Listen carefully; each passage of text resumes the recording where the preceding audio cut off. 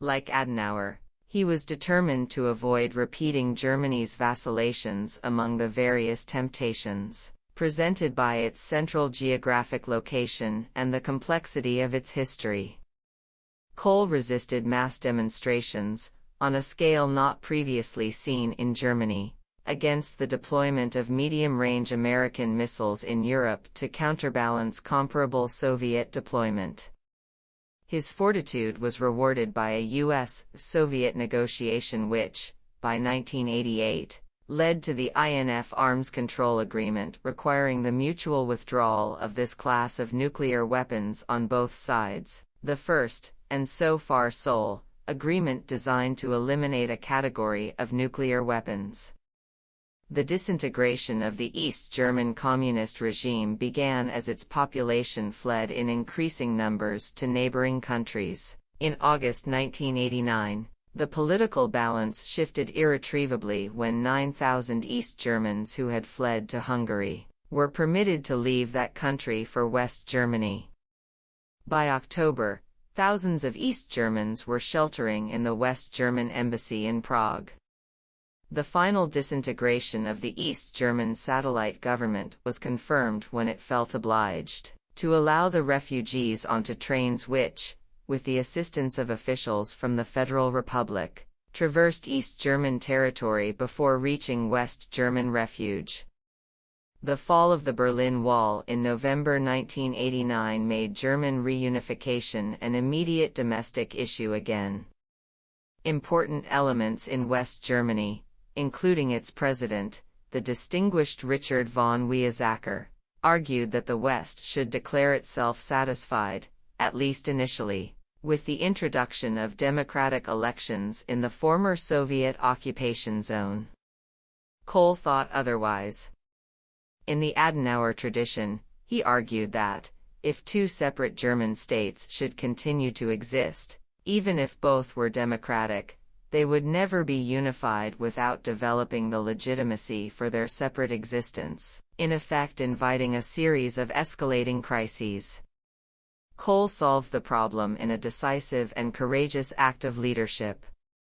When the East German regime announced free elections, Kohl conducted himself as if the GDR no longer existed and simply scheduled campaign visits to East Germany, as if the election were in West Germany. The East German counterpart of the CDU achieved an overwhelming electoral victory, opening the way to the formal unification of Germany, together with continued German membership in NATO, on October 3, 1990. Kohl still had to persuade France and Britain, both of which had understandable reservations stemming from two world wars.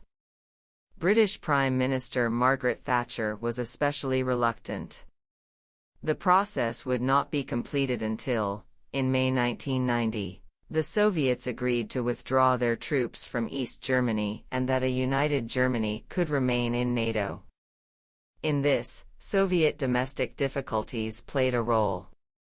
But it would not have occurred without the policies that Adenauer's successors and the Allies had followed in pursuit of his vision, described by him after unconditional surrender as a way to give his people and his divided country the courage to start again.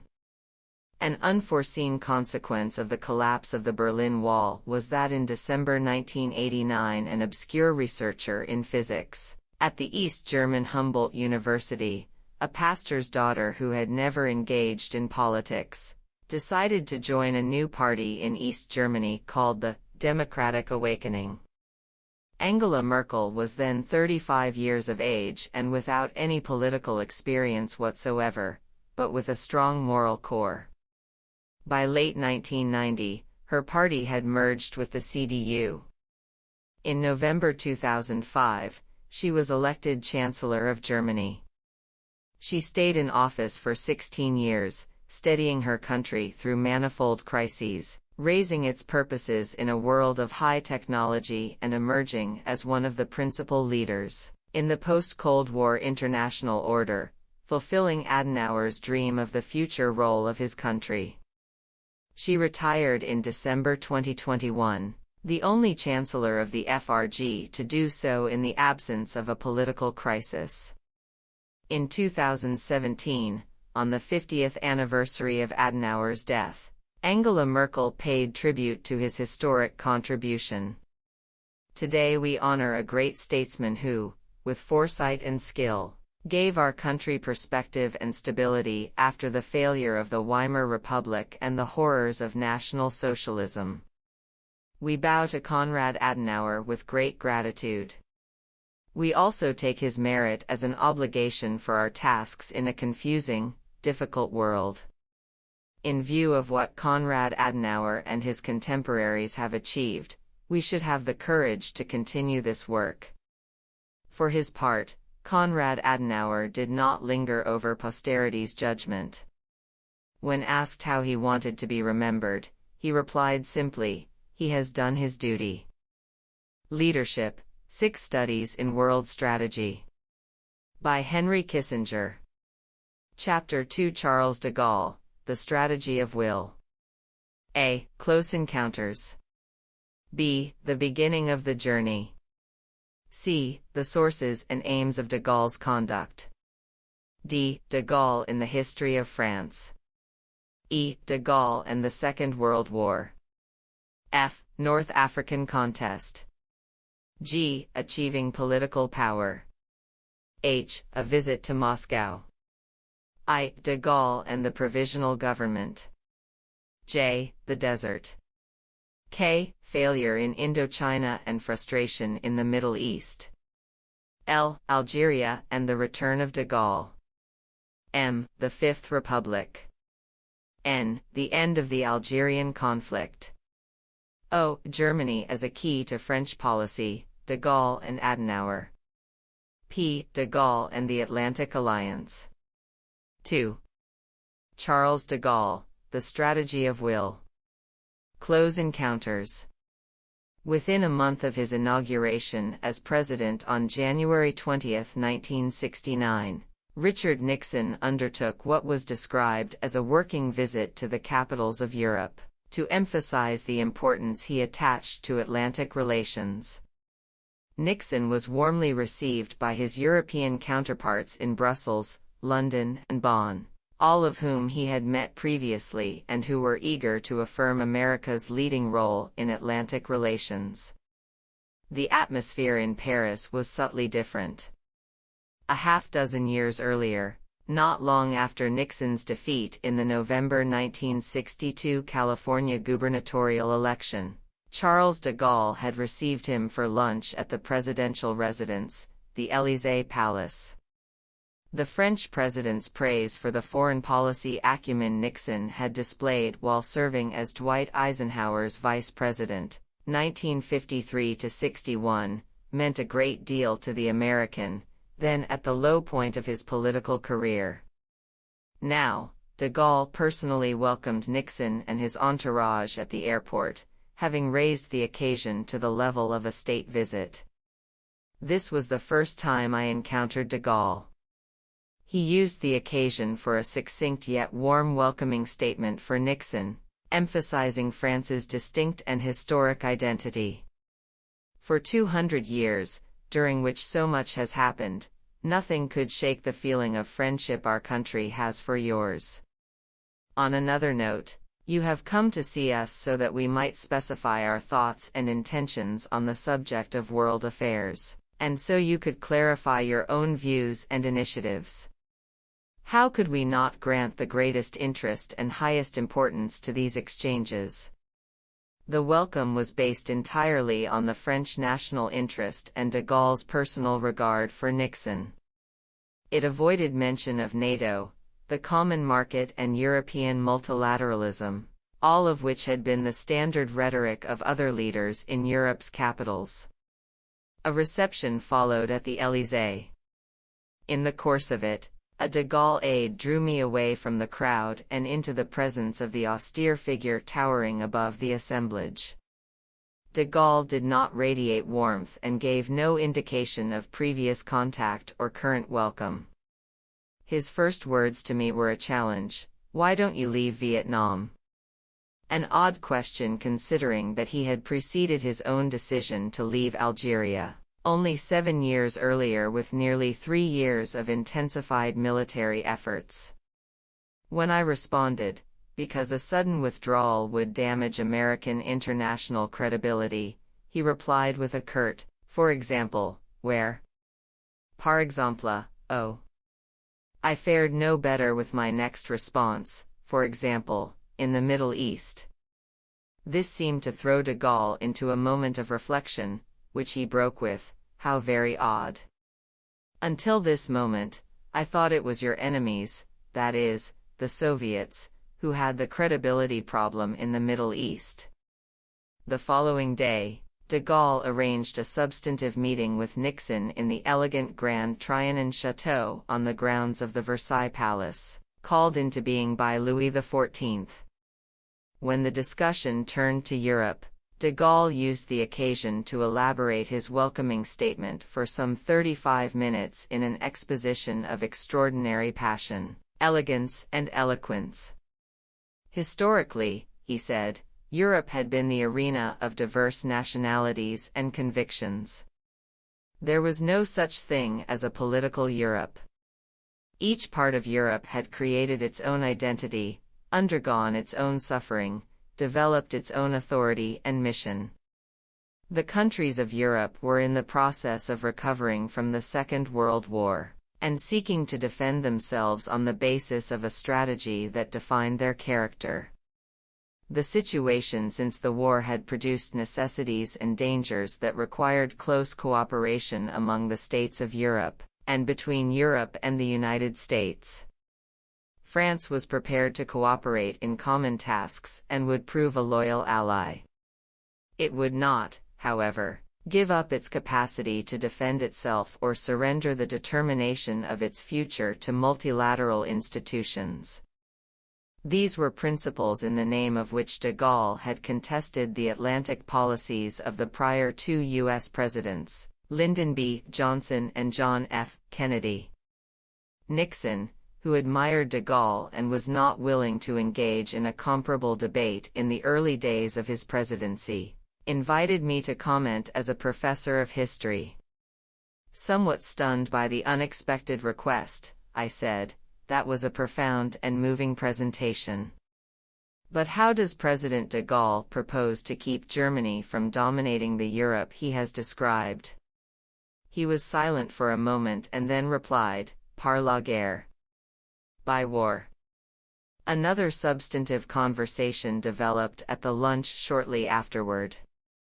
Acknowledging that he was aware of my scholarly efforts, de Gaulle asked about statesmanship in the second half of the 19th century, which figure had impressed me most. When I mentioned the German Chancellor Otto von Bismarck, 1871–90, he inquired into which of Bismarck's qualities I most admired. For his moderation, which unfortunately failed him in the settlement after the Franco-Prussian War of 1871, I said. De Gaulle ended the conversation by evoking the aftermath of that settlement. It was better that way, for it gave us the opportunity to reconquer Alsace. Only 6 years earlier, de Gaulle had signed a treaty of friendship with Chancellor Konrad Adenauer of Germany, with whom he enjoyed warmer personal relations than with any other world leader. But, for de Gaulle, friendship did not do away with the lessons of history or the requirements of strategy. It is also quite possible that his combative remarks were designed to see how his interlocutor would react. 2 months after the meeting with Nixon, de Gaulle resigned. He was under no domestic or international pressure to do so. He chose the moment of his own final departure because of its suitability for a historic transition. Who, then, was this towering figure, so eloquent in his reflections on world order, so confident that he could casually invoke war with Germany over canapés, so assured of his legacy that he could resign when he judged the moment suitable? De Gaulle knew full well that he had sustained his legendary stature by cloaking himself in mystery. Who was the colossus behind the veil? The beginning of the journey. On March 21, 1940, in reaction to the defeat of French forces seeking to repel the German assault on Norway, Paul Reynaud was appointed to replace Édouard Daladier as Prime Minister. 5 years earlier, Reynaud had taken an interest in the views of then-Lieutenant Colonel Charles de Gaulle, who would become an advisor to the senior politician. In mid-May 1940, the still little-known 49-year-old professional soldier would be promoted from colonel to acting brigadier general in recognition of his extraordinary leadership of an armored regiment in the struggle to turn back the German invasion of Belgium.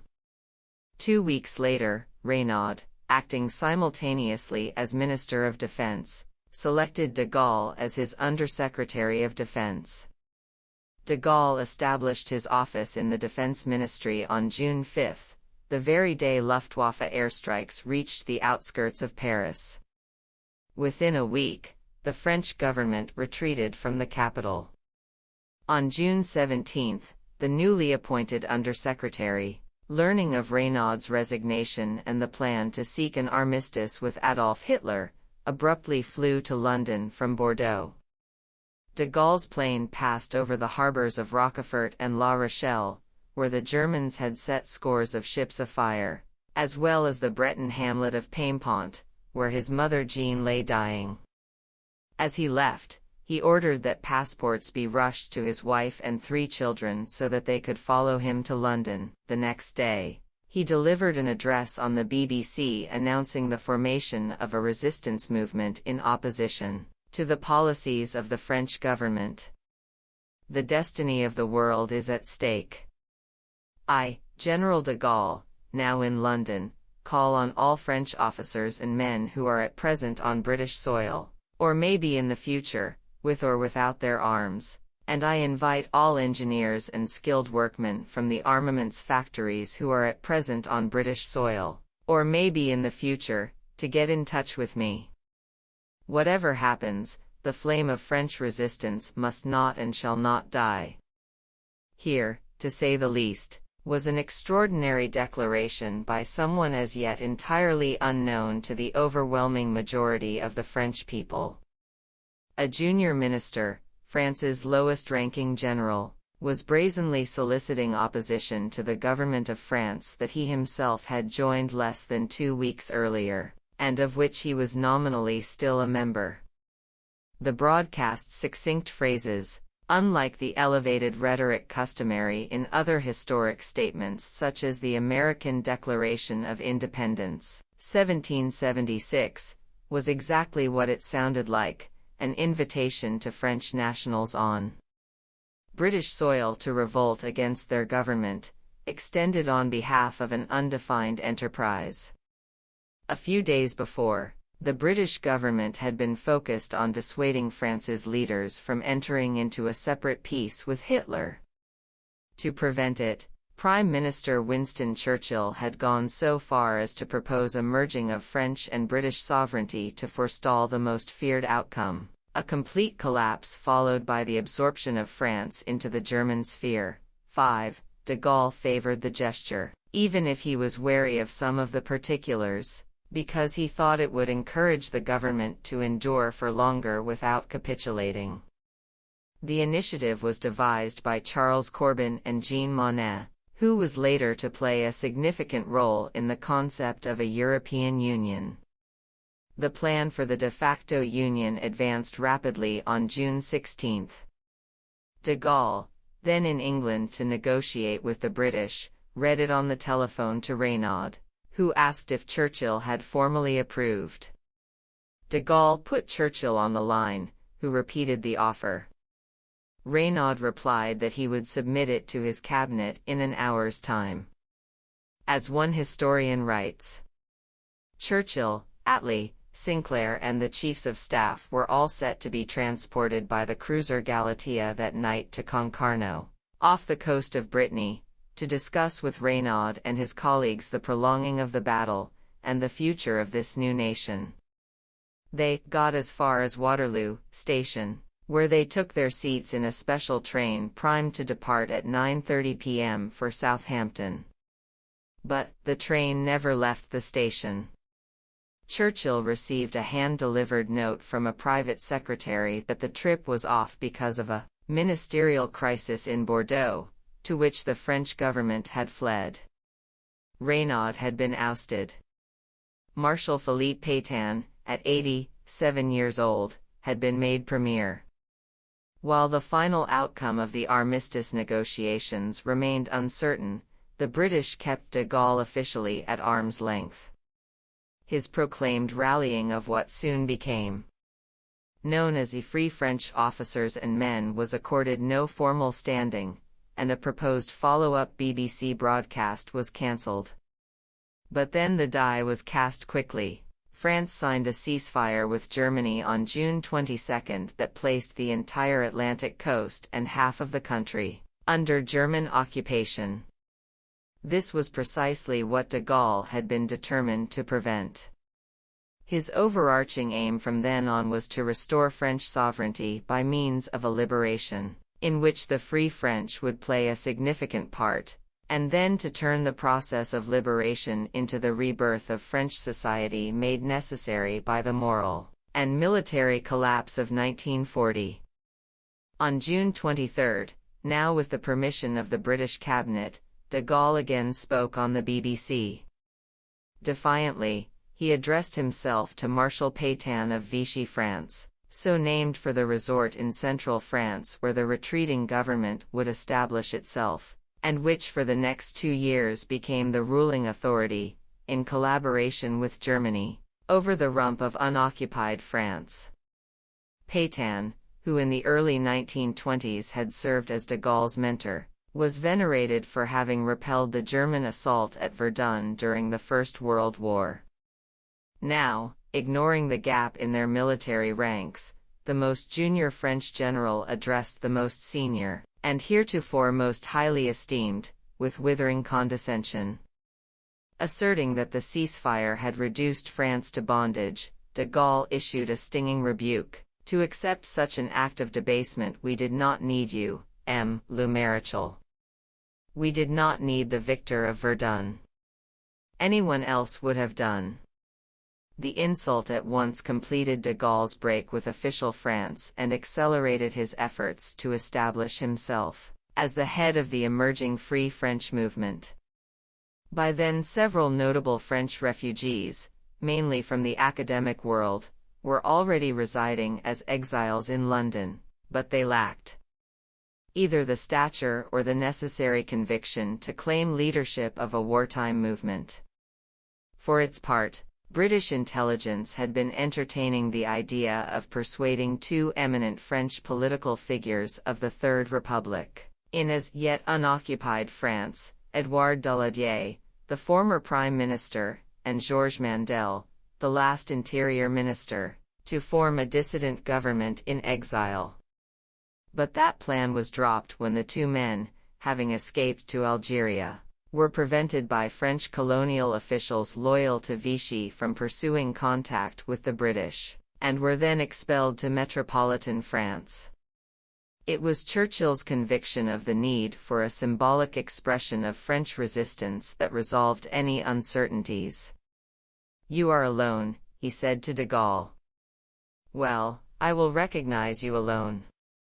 On June 28, a mere 11 days after his arrival, the government of the United Kingdom recognized Charles de Gaulle as leader of the Free French wherever they might be. It was a characteristically courageous decision by Churchill, who could not have known de Gaulle's views in any depth and did not foresee the rows he would stoke within the Allied camp.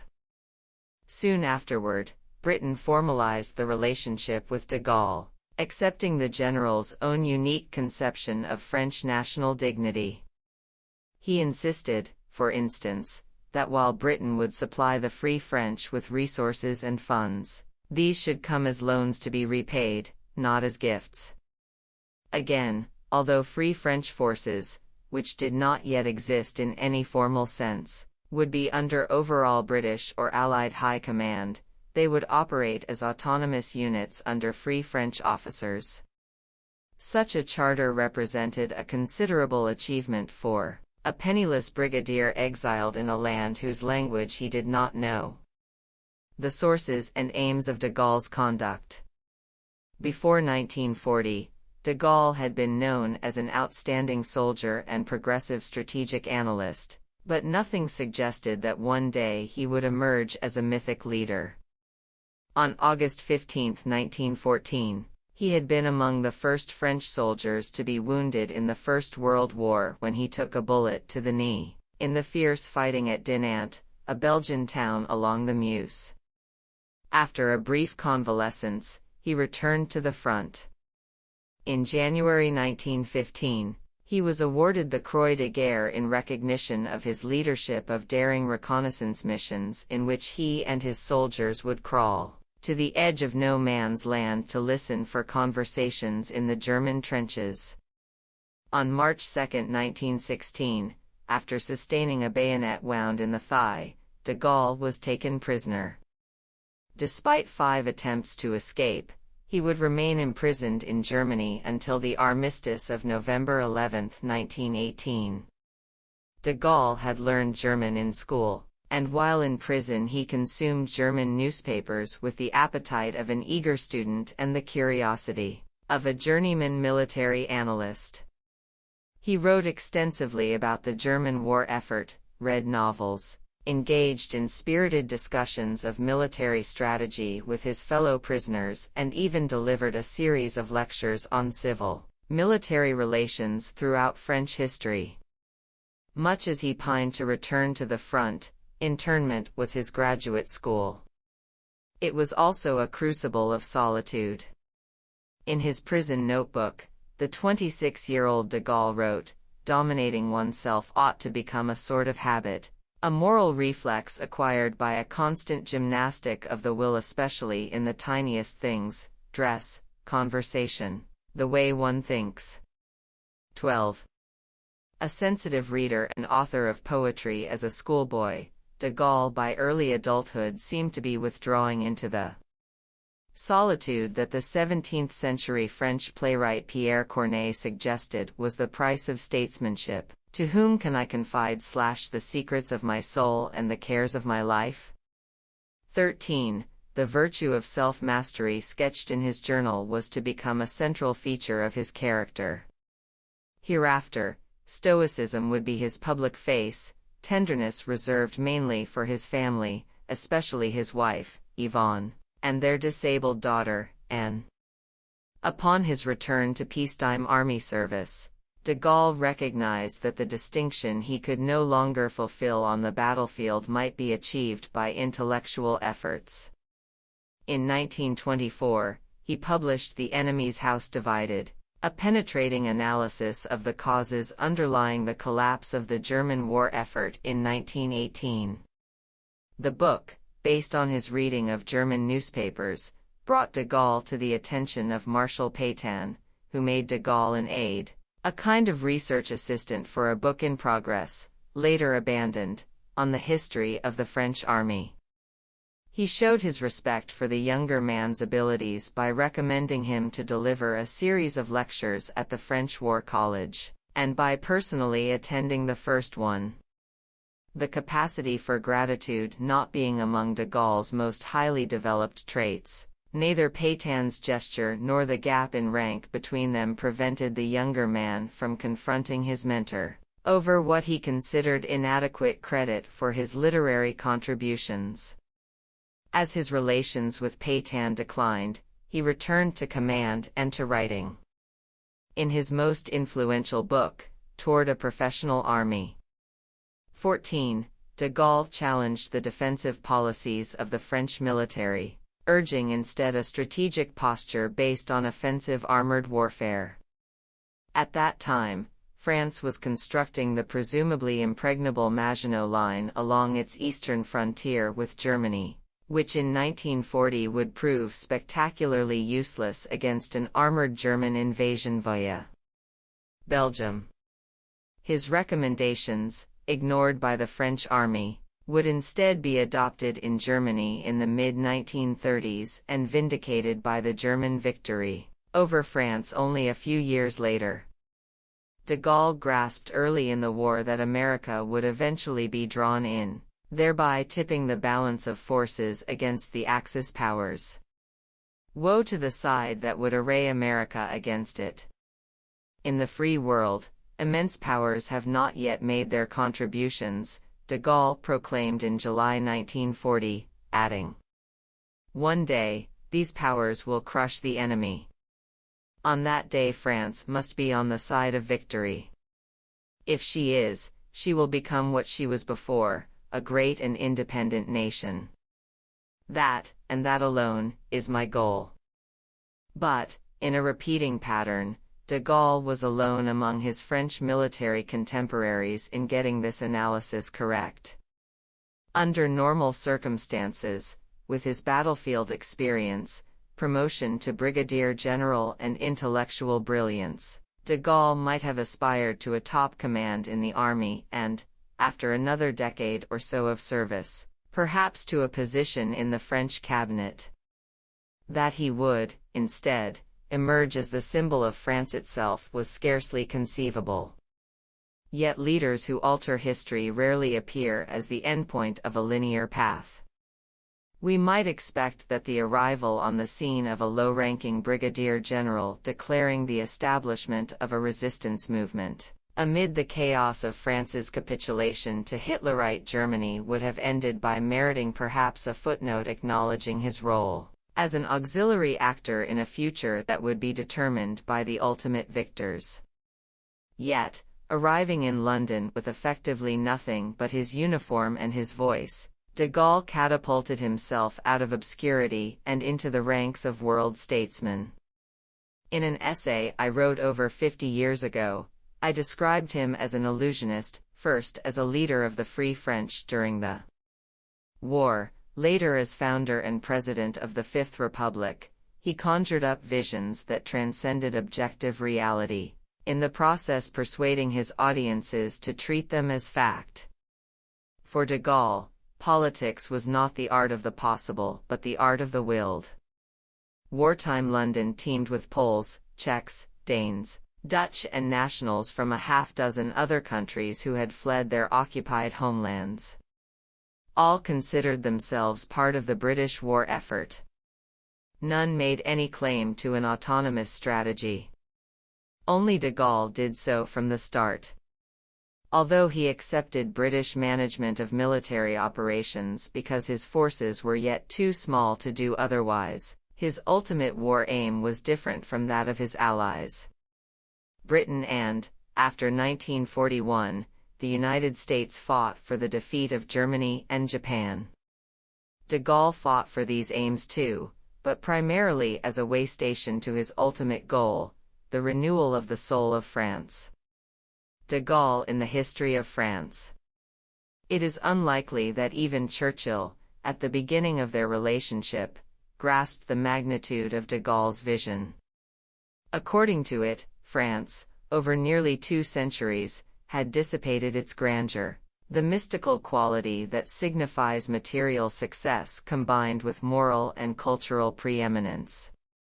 Now, at his country's nadir, de Gaulle presented himself as the emissary of destiny, whose task it was to reclaim France's national greatness. That he had not received and could not proffer any portents of this mission was not relevant. His legitimacy derived from an innate sense of personal authority buttressed by unshakable faith in France and its history. As de Gaulle saw it, France had accumulated the elements of its lofty stature over a long historical process beginning in medieval Europe, when feudal principalities settled their disagreements through adjustments to the balance of power.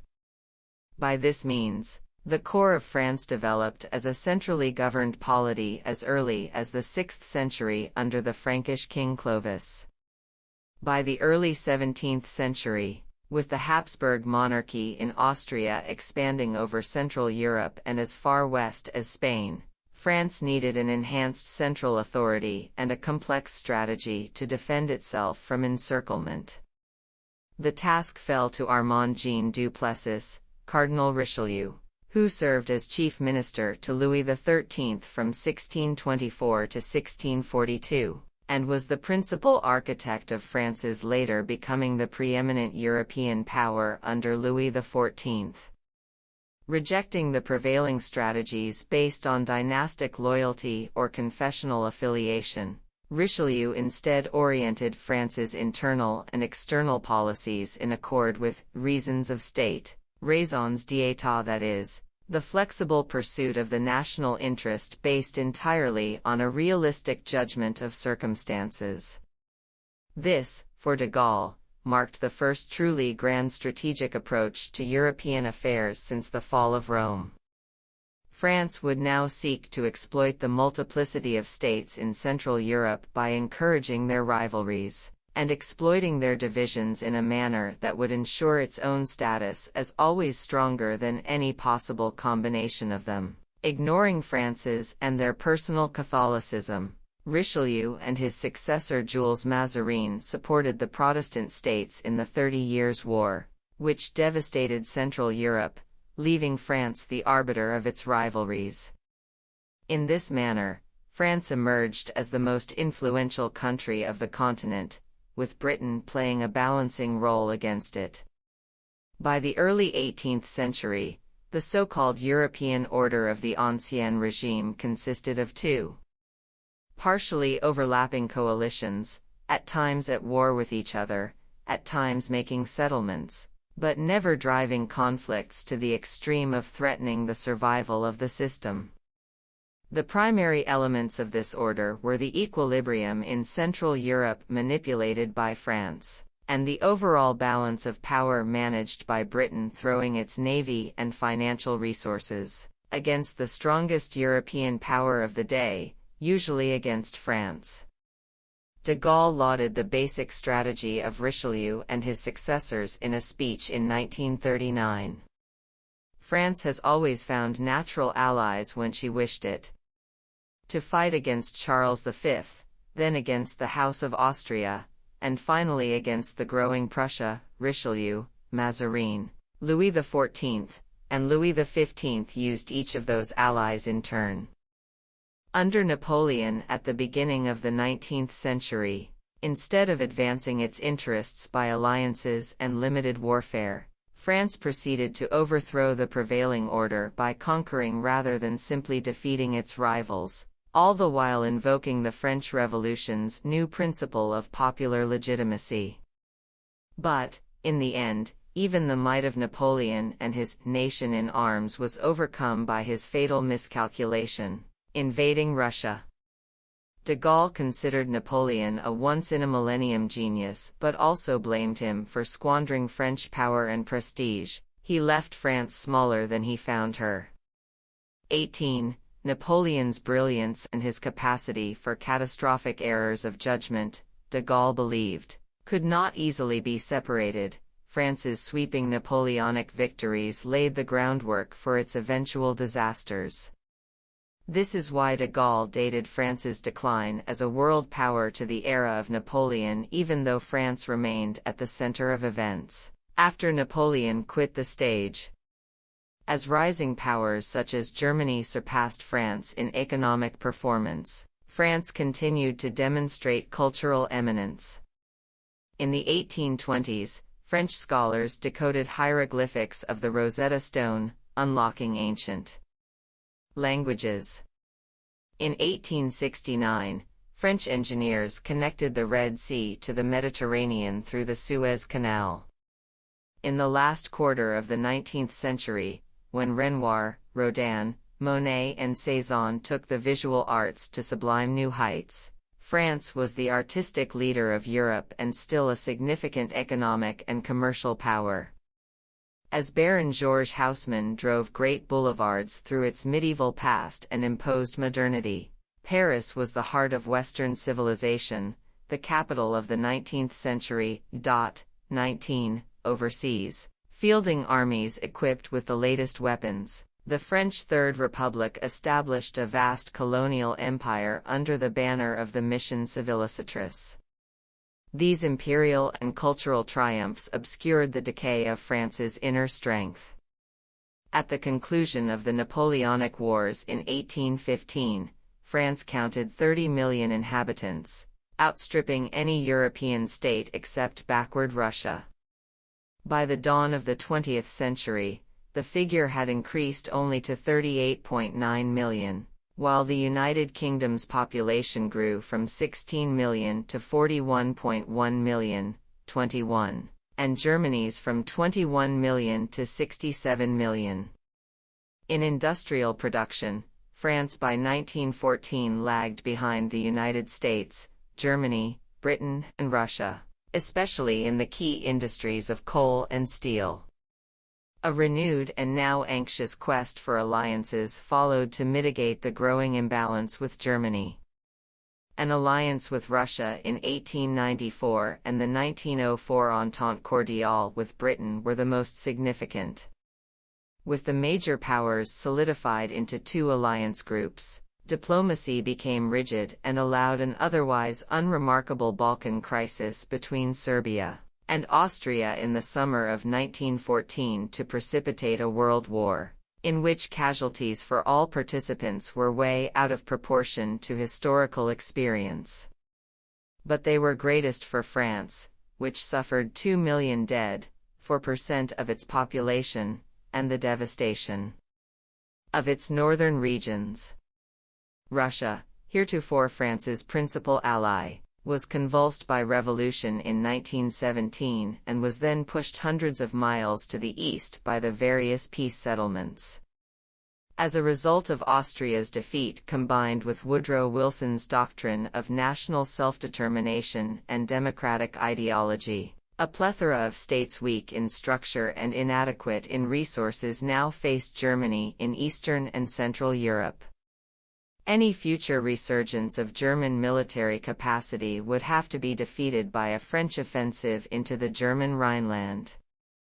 Although victorious in 1918, France knew better than any of its allies how close to defeat it had come. And it had lost its psychological and political resilience.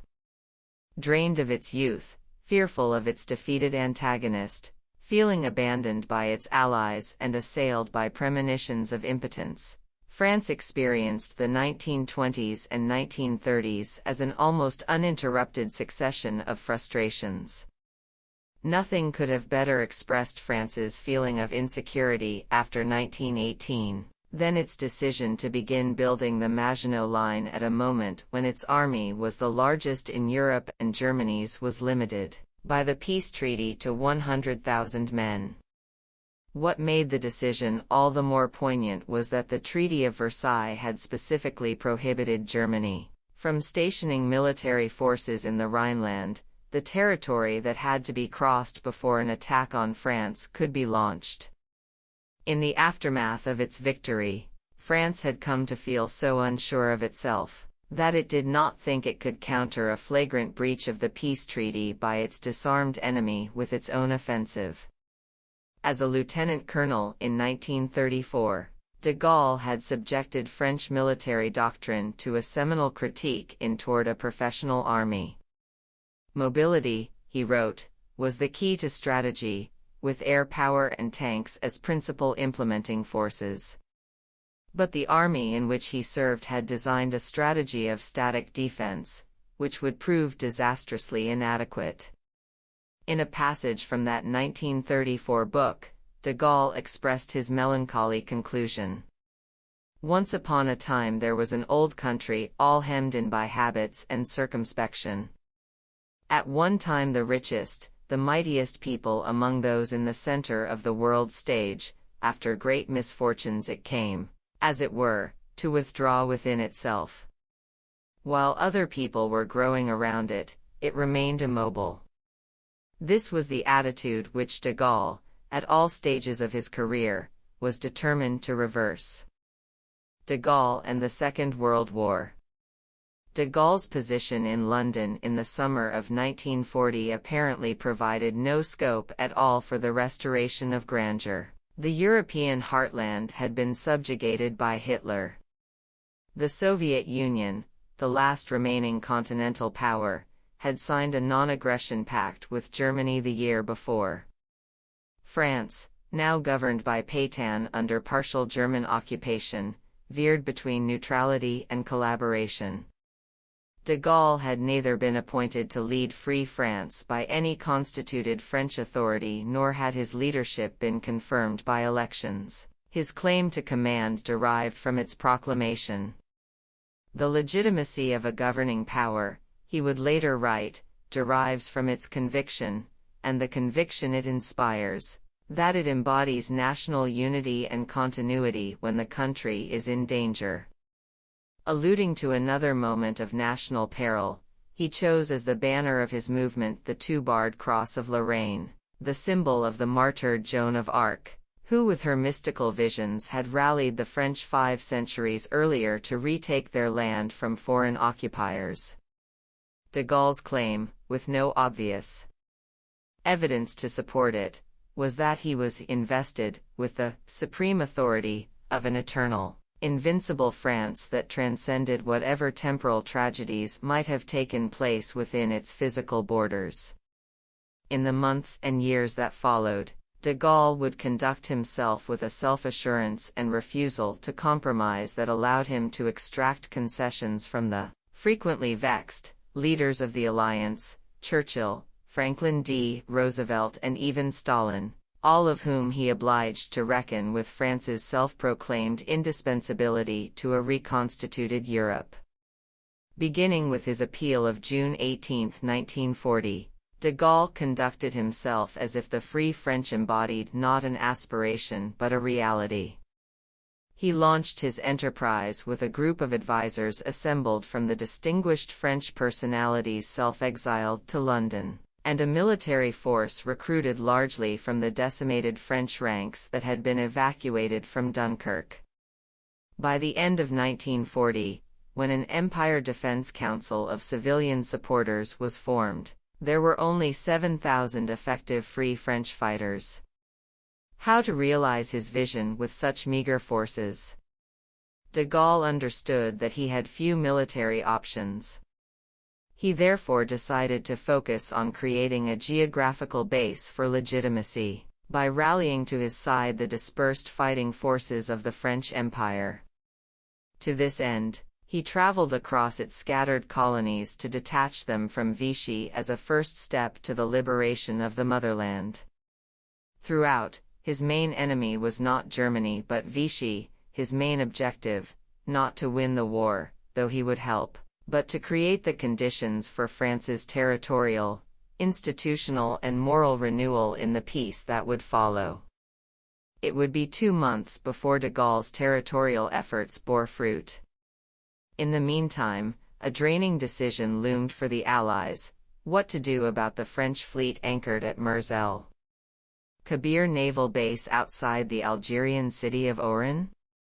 Were it to fall into German hands, it would risk tipping the naval balance against Britain, or even aiding a potential Nazi invasion of the British Isles. Churchill decided this was a risk he would not run. On July 3, after demanding that the fleet sail to British ports, he ordered the bombardment of the Algerian naval base. The attack killed nearly 1,300 French sailors and sank 3 vessels, including the battleship Britannia. De Gaulle, although anguished, reacted calmly and defended the episode on the BBC. No Frenchman worthy of the name can for a moment doubt that a British defeat would seal forever his country's bondage. After the war, he said that had he been in Churchill's place, he would have done the same thing. Good news for the Free French finally arrived on August 26, when Governor-General Félix Ebou of Chad, France's first high-level colonial administrator of African descent, pledged the colony's support for de Gaulle. In a radio broadcast the following day, de Gaulle lauded the development. France is France. There is in her a secret spring which has always surprised the world, and which has not finished surprising it. France, crushed, humiliated, abandoned, is beginning to climb back from the abyss. The climb would not be easy, as French West Africa remained firmly in Vichy's grip. In September, a Franco-British flotilla steamed toward Dakar harbor with the aim of rallying Senegal and neighboring colonies to the Free French side. It ended in fiasco. For a few days, de Gaulle was devastated. A rapturous welcome in Douala, Cameroon, on October 7 lifted his spirits, and soon Brazzaville in French Congo was made the new capital of Free France. A small Free French military operation succeeded in taking Gabon on November 10, putting all of French Equatorial Africa in de Gaulle's column. Whatever the financial and military limitations of his movement, de Gaulle had struck a chord. Armistice Day, November 11, featured popular demonstrations in Paris in favor of the Free French, including students who subversively carried pairs of fishing rods, deux gaules. Strategically located along historic trans-Saharan trade routes, Chad would prove a vital staging ground for Free French military operations, especially into Italy's Libyan colony. In early 1941, Free French Colonel Philippe Leclerc de Hautecloque led a column of 400 men across 1,000 miles of forbidding terrain, to carry out a daring raid on Kufra, a southern Libyan oasis town where a full Italian garrison was stationed. On March 1, after a 10-day siege, the Italians surrendered. In what soon became known as the Oath of Kufra, Leclerc had his men swear that they would not rest until the day when our colors, our beautiful colors, will wave from the Cathedral of Strasbourg. The Battle of Kufra was the first major Free French military victory in the war, a major lift of morale and a vindication of de Gaulle's precept, in our position, whoever stands still falls behind. 2 years later, after the Allied landing in North Africa, Leclerc would lead a Free French column, consisting of 4,000 Africans and 600 French, from Chad across Libya to Tunisia, on de Gaulle's orders, where they joined the British in a pitched battle against German Field Marshal Rommel's Afrika Korps. But, before Leclerc could march through Libya a second time, the Free French had to prove their mettle in other theaters. Their operations were designed to liberate with Allied help Vichy-controlled territories in order to demonstrate to the world that the Free French were spirited, capable and determined to restore France's position as a leading power in the world. In these procedures, de Gaulle would insist that Free France would cooperate as a partner, not a supplicant. The June 1941 invasion of Syria and Lebanon, territories that had been established as French mandates under the League of Nations following the First World War, repeated the African pattern. While Britain was seeking to forestall Germany from establishing airbases in the Levant, de Gaulle joined the effort with his limited forces in order to vindicate France's historic position in the region, which involved, in no small part, a fierce rivalry with Britain. Since the Vichy authorities in Syria refused to deal with the Free French, the British commander negotiated with Henri Dents, the Vichy High Commissioner. An agreement in July 1941, dubbed the Armistice of Saint-Jean-d'Acre, effectively granted Britain suzerainty of the entire Levant.